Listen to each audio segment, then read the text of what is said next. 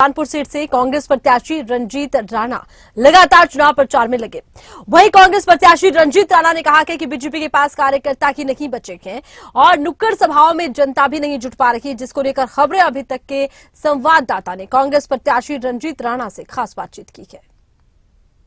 सबा seat पर उपचुनाव होना है और उसमें अब लड़ाई जो है वो राणा वर्सेस राणा आ चुकी है। एक तरफ राजेंद्र राणा है तो दूसरी तरफ रंजीत राणा।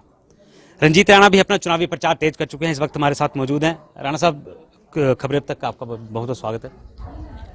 किस तरह देखते हैं आपका जो चुनावी प्रचार चल रहा है, क्या जन समर्थन आपको मिल रहा है? सारी सुजानपुर की जनता को मेरी तरफ से नमन प्रणाम, और मैं उनका बहुत बहुत धन्यवाद करता हूं कि जो उनकी भावनाएं थी मेरे प्रति वो ऐसे बह रही थी उनकी कि सब लोग ये तैयारी में थे कि अगर ये चुनाव में कूद पड़े हैं तो ये बिक करके आए हैं यहाँ पे, अपनी सरकार को और लोगों के वोटों को बेच करके आए हैं। मैं तो एक फौजी बंदा हूँ और मैं फौजी होने के नाते मैंने देश की सेवा की है, तो वहाँ पर भी हमने कभी किसी धर्म जाति का सवाल नहीं उठाया। हम पूरे भारतवर्ष की सेवा की है वहाँ पे, और राष्ट्रपति मेडल लेके भी वहाँ से आया हूँ।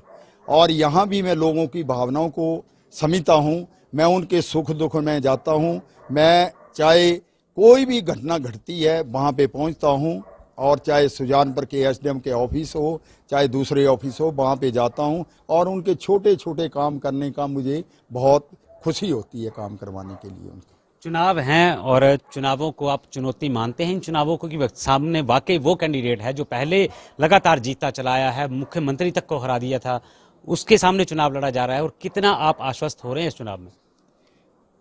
ये फौजी है, ये डरता नहीं है किसी से। मैं पहले भी नहीं डरा, मैं पहले भी जीता हुआ था, लेकिन वो मेरे फौजी वोट जो थे उसके ऊपर राम राम जय हिंद लिख दिया था तो मेरे फौजी वोट कैंसिल हो गए थे, नहीं तो मैं उस समय भी जीता हुआ था। और अभी तो मैं अस्वस्थ ही बहुत हूँ। अभी तो लोगों के सुख दुख में लोगों की जो भावनाएं हैं आप देख रहे हैं, जनसलाब देख रहे हैं, उनके लिए तो 5 आदमी इकट्ठे नहीं हो रहे हैं। और मेरे पास कोई जनसभा ऐसी नहीं है जहाँ पे 50, 100, 200, ये छोटे छोटे गांव की मीटिंग है, नुक्कड़ सभा है, कोई बड़ी जनसभा नहीं है। तो जो समर्थन मेरे को मिल रहा है उस समर्थन को देखते हुए मैं ये सीट, और जो कांग्रेस पार्टी के कार्यकर्ता हैं, जो मेरे पदाधिकारी हैं, जो मेरे साथ कंधे से कंधा मिला के चले हुए हैं, और सुखविंदर सिंह सुक्खू जो हमारे मुख्यमंत्री है, उनका आशीर्वाद मेरे ऊपर है, इसलिए मैं इस सीट को हर सूरत जीतूंगा और मुख्यमंत्री जी की झोली में डालूंगा। एक सवाल बात आपने कही कि भाजपा के प्रत्याशी के पास 5 लोग नहीं है, यही बात उन्होंने कही है कि आपके पास बूथ पर खड़ा करने के लिए कार्यकर्ता नहीं, क्योंकि कांग्रेस का सारा संगठन उनके साथ चल रहा है।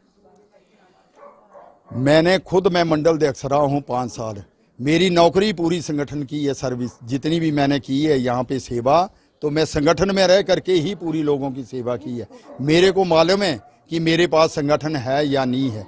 उनके साथ जो पहले उनके आए हुए थे उनको लेके गए हैं वो, अगर वो उनको लेके गए हैं तो हमारा संगठन यहाँ पे बिल्कुल चुस्त दुरुस्त और बिल्कुल सही तरीके से जो लगे हुए हैं हमारे नेता लोग और हमारे कार्यकर्ता कांग्रेस के, उन्होंने बनाया है वो, और मेरे को डरने की जरूरत नहीं है। वो अपना संगठन संभाल के रखें, कहीं उनका संगठन न कहीं दूसरी जगह चला जाए।